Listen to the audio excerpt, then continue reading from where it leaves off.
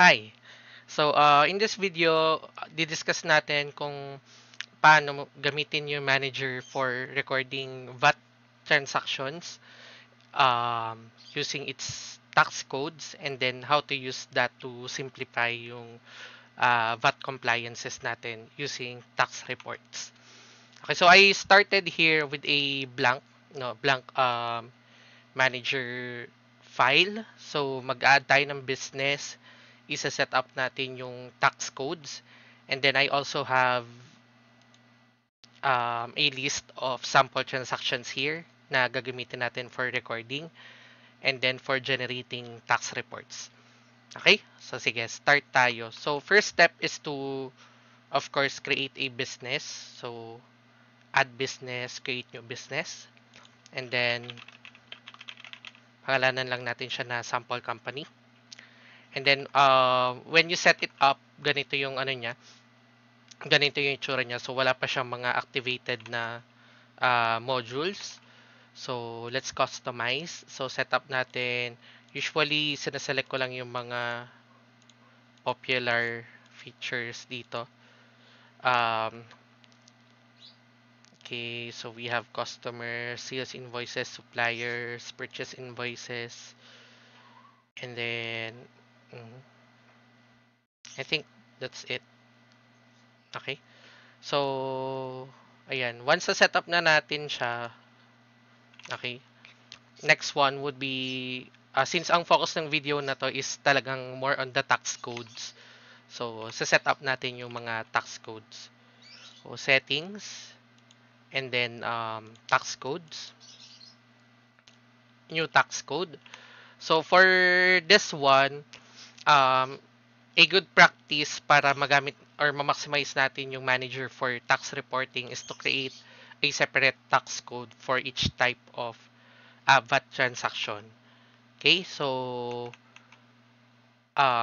for example, for sales, di ba, we have ano yung mga type ng transactions natin for sales. So meron tayong yung vatable sales, okay, meron tayong mga zero rated sales, meron tayong sales to government, okay, and then meron tayong mga VAT exempt transactions. Okay, and then for purchases naman, so we have different types din. No? So we have purchase of goods, purchase of services, purchase of capital goods. Meron din tayong mga non-VAT purchases. Okay, yung purchases not qualified for input.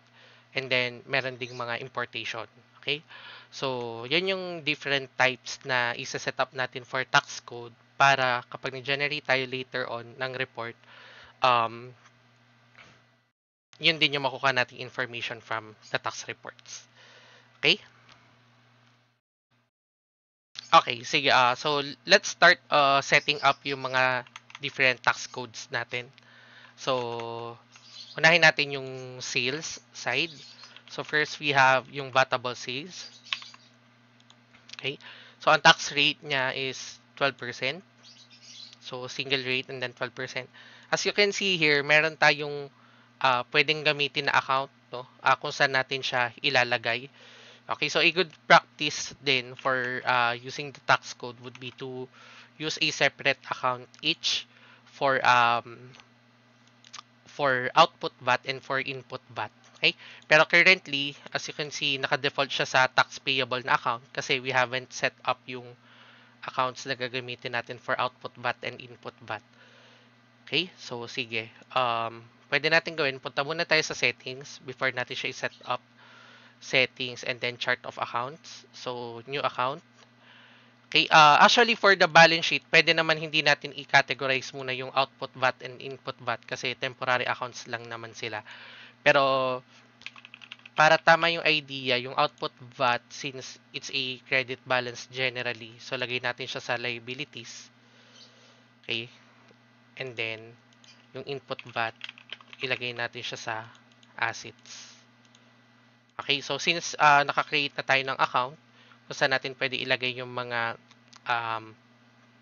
effect ng VAT transactions, pwede na natin balikan yung pag-setup ng tax codes. So, settings, tax codes, new tax code.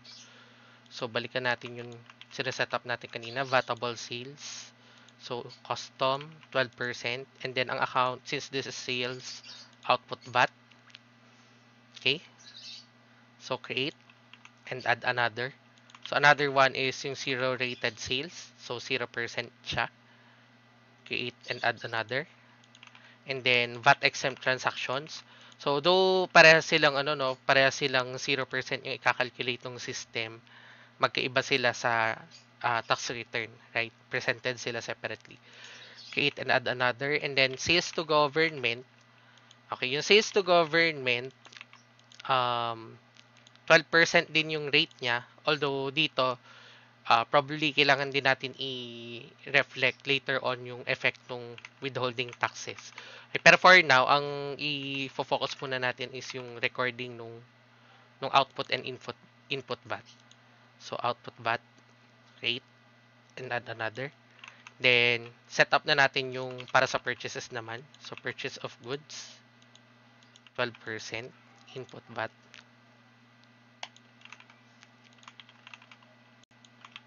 Purchase of services, input VAT. Purchase of capital goods, input VAT ulit. Then, we have non-VAT purchases. So, as you can see, may nakalagay akong note no, na this should have BIR supporting documents. Kasi yung non-VAT purchases na kinoconsider natin dito is yung may mga official na BIR supports. Yung mga yung mga expenses na walang BIR supporting documents, pwede na natin siyang i-classify na lang later as no tax. Okay? So, yun yung difference nila. Kasi kapag ganito, ang assumption is meron siya supporting documents. Okay, and then create and add another. Then last one will be importation. So for importation, 12% din siya. And then input VAT. So let's check whether we have set up lahat. So sa sales, ito yon, we've set them up. And then for purchases, so ito naman yun. Okay? So since na-set up na natin yung mga tax codes, so our next one would be to start recording yung ating sample transactions. Okay, sige. In recording the transactions, ang gagawin natin is first to create muna yung suppliers and to create yung customers within manager. So, I've actually done that one, no? Nagka-technical problem lang ako sa recording. So, walang audio yung naging recording ko. Pero I've done that one, adding the suppliers, adding the customers, and even adding tong mga transactions na to. So, para hindi ko na uulitin yung recording, let's just view kung paano siya ginawa sa system. So, here, ito yung system. So, ang ginawa natin is dito sa customers, nag-batch create na lang ako. Kinreate ko yung lahat ng customers na yan, no?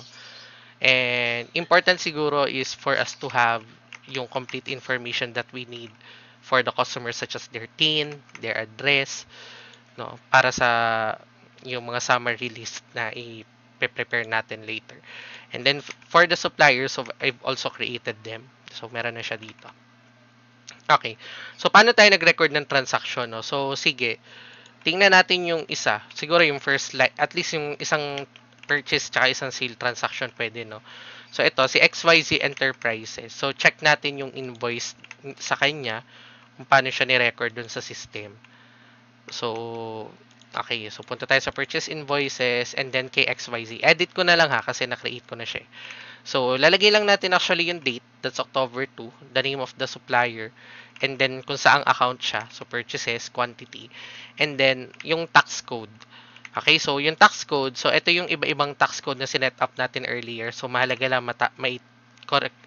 mapili natin yung tamang tax code for this transaction. And then, as you can see, what the system does is pag naglagay ka ng unit price, ang assumption niya, that is a net of VAT amount. Okay? So, pero pwede nyo ring i-check yung nandito sa baba na amounts are tax inclusive. Okay? So, yan.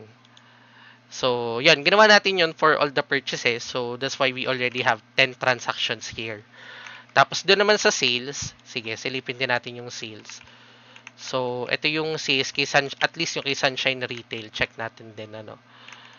Sunshine Retail, punta tayo sa sales invoices naman. And then, edit din natin to. So, basically, same setup lang. And then, select lang ulit natin yung tax code. This one is a vatable sales. So, yan, ni-record natin as such. Okay? And then, so, once ma-record natin yan, yung related input VAT, ito yun, no, yung accounts na to, input VAT and output VAT, affected na siya. Okay, so pag tinignan mo yung input VAT account, nandyan yung mga purchases. Pag tinignan mo yung output VAT account, nandyan naman yung mga sales transactions. Okay? Wait lang. I think meron akong improper classification sa sales. So, kasi, isa lang yung sales to government eh. Dapat dalawa. So, I think si EduTech and then si GovTech Solutions. So, this one should instead be a sales to government. Ayan. So, at least yun, nakita natin din no, kung paano siya itatama doon sa system. Okay, so yun, ganun lang i-record yung mga transactions, no? As you can see here, 5 lang yung nandun sa output VAT, no? Kasi yung 5, yung zero rated and yung VAT exempt transactions, hindi siya makaka-affect dito sa account na to, sa output VAT. Okay, so sana clear pa din, no, kahit hindi ko na one by one yung mga transactions. Actually, in the previous recording, inisa-isa ko yung purchases and then sabi ko sa sales, it's just a similar process, no? So, but yun lang naman yung kailangan nating step. Ise-select mo lang yung tax code, no, whenever you're recording transactions. Okay? And then, so that's basically it. Nga pala, no, sa purchases pala, mapapansin nyo, when you create a purchase invoice, naka-default, or sales invoice, naka-default siya sa no tax. So, may no tax tayo, tas may non-VAT purchases. So, ano ba pinagkaiba? Siguro yung non-VAT purchases, ito yung mga transactions natin from suppliers who are non-VAT, no? So, walang VAT or VAT exempt yun. Kay merong BIR receipt, no? So, ang ilalagay natin siguro na no tax, ito yung mga transactions na mga walang mga resibo, right? Yung mga pamasahe or simple transportation or other out-of-pocket expenses. So, pwede natin lagay sa no tax. Para later on, pag magpe-prepare tayo income tax return, pwede nating exclude yung mga items na yon, no? Hindi natin siya i-claim as a deduction kasi nga unsupported, no? Ayan. Okay, so sige. So ganun lang naman i-record yung mga transactions. So siguro prepare naman ako another video ulit for the using the tax reports. Okay. So sige, let's continue. So again, na-record na natin lahat ng transaction. Punta tayo sa tax reports. So may mga iba-iba tayong tax reports na available dito, no? So pwedeng tax audit. So sige, let's try to run that one at least for the fourth quarter. Tingnan natin kung ano yung napoprovide niyang information, no? So yan, sa tax audit, so basically pwede nating makita yung mga accounts, no, impacted by our tax transactions. Yan, so makikita mo dito yung mga account na no tax, of course yung receivable and payable kasi kaya no tax recorded na siya including no the VAT effect. So ang focus kasi actually natin dito yung itong mga accounts ng input VAT, no, tsaka output VAT. Okay, pero ako personally I rarely use this report. So ang madalas kong ginagamit siguro would be ito, yung tax summary.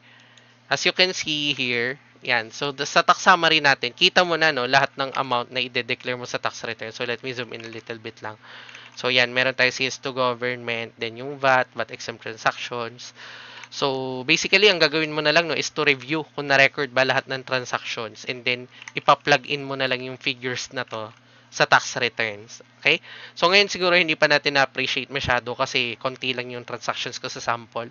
Pero if you have a lot of transactions recorded within the system, so doon mo makikita how convenient yung tax reporting niya. So, if you're still doing yung tax filing mo on a monthly basis, so allowed pa din naman siya.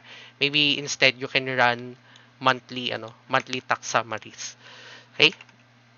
And then another report would be yung tax reconciliation naman. Pwede natin gamitin to if gusto natin makita yung movement, no, from the beginning up to the end of the period. Okay? So ayan. So kasi every quarter or every month, depende no kung anong ginagawa nyo. Kino-close natin yung input VAT and output VAT accounts. Okay? Pero for this example, hindi ko muna ginawa yun, no? For this video. Okay, and then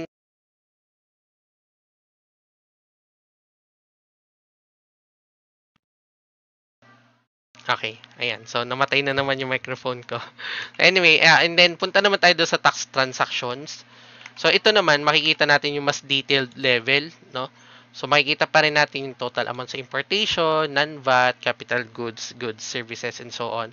But this time, you have the individual transactions, okay, para mag-arrive doon. Okay? So, pwedeng ito yung gamitin natin for preparing the summary list of sales and purchases, no? However, hindi kasi nakalagay siya or naka-classify per customer or supplier. I think the taxable sales and taxable purchases report mas useful yun. Pero yun, you can view the transactions here. Okay, so yung dalawang report yan. Taxable sales per customer and taxable purchases per supplier. So ito, makikita natin yung taxable sales per customer. So actually, pwedeng ito yung gamitin natin when we're preparing the summary list of sales and purchases. So I'm not exactly sure lang kung sa practice allowed ba na i-combine yung transactions with the same supplier or with the same customer basta during the same period or quarter. Pero siguro at least within the same month sana kasi monthly yung natin yung nakukuha nating files doon sa summary list. So pwede mag-run ka siguro from October 1 to October 31 and then yun nakatotal siya per customer or per supplier whichever is applicable. Okay? So yan yung transactions. Same goes with the taxable purchases per supplier. Magkano sila similar yung format. So at least ito nakikita na natin importation, non-VAT, purchase of capital goods, purchase of services. Kung kani-kanino 'yon, no. Para mas madali siya when it comes to tax filing. So ang difficult kasi sa tax filing for both VAT and income tax is when you're manually preparing your the amounts that you would plug in based on your transactions, no. So kaya 'yon, pwede nating magamit yung system not only for internal reporting but also for simplifying yung tax filings natin. Okay? Okay, so final word siguro is balik tayo dun sa summary. So as you can see, meron tayong input VAT and output VAT account. So hindi automatically nagko-close siya sa VAT payable, no. So closing these amounts to VAT payable maybe should be part of your monthly or quarterly period close. So close niyo yung output VAT and input VAT to the corresponding VAT payable account or VAT refundable account. And then ayun, pag na-settle, no, re-record din natin siya. Okay, so yan lang naman siguro that's just an added step do sa recording ng mga VAT transactions. Ay maybe you have a question sir, yung sa yung sa sales to government, 'di ba may withholding 'yon? So, 'di ba dapat babawasin ko yung amount ng receivables whenever I collect, okay? Siguro let's do that in a separate video kasi ang focus ko lang actually for this video is to record the VAT side of transactions and kung paano mapapadali yung filings natin using the system generated reports. Okay? So, yan lang. Thank you.